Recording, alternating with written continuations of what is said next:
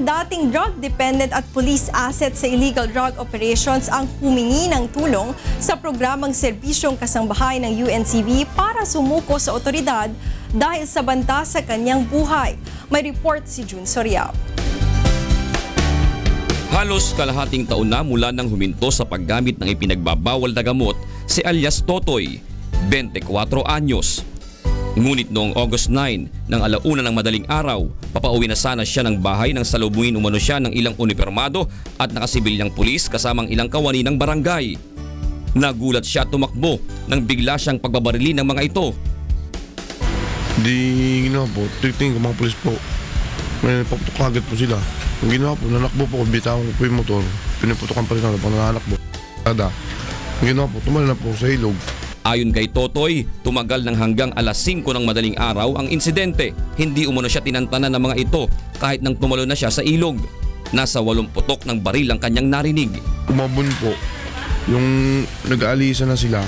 Naglangoy aso na po ako hanggang makarating sa Santo Niño River Park.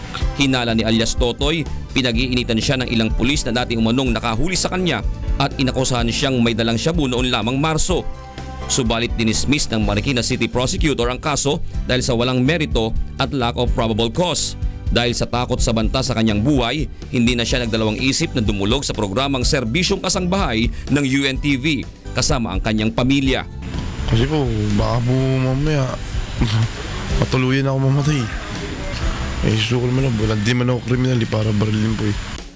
Inilapit naman siya ng programa sa PNP Police Community Relations Group na pinangungunahan ni Senior Superintendent Gilbert Cruz na hindi nag-atubiling tumulong sa kaso ni Totoy.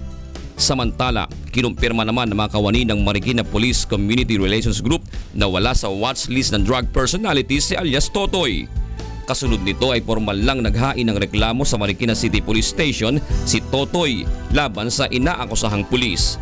Ayon sa kanya, posibleng may kinalaman din ang insidente sa pagiging asset niya ng Marikina Special Anti-Illegal Drugs Group noon. Nagkaroon din siya ng standing warrant of arrest kaugnay ng paglabag sa City Ordinance sa dress code at sa hindi pagdalo sa mga pagdinig. Ngunit sa tulong ng UNTV, katuwang ang Office of the Mayor at City Administrator ng Marikina ay maayos nang naiproseso ang pagpapiyansa sa kanyang kaso. Nakahinga naman ng maluwag ang pamilya ni alias Totoy at lubos na nagpapasalamat sa lahat ng tumulong sa kanya.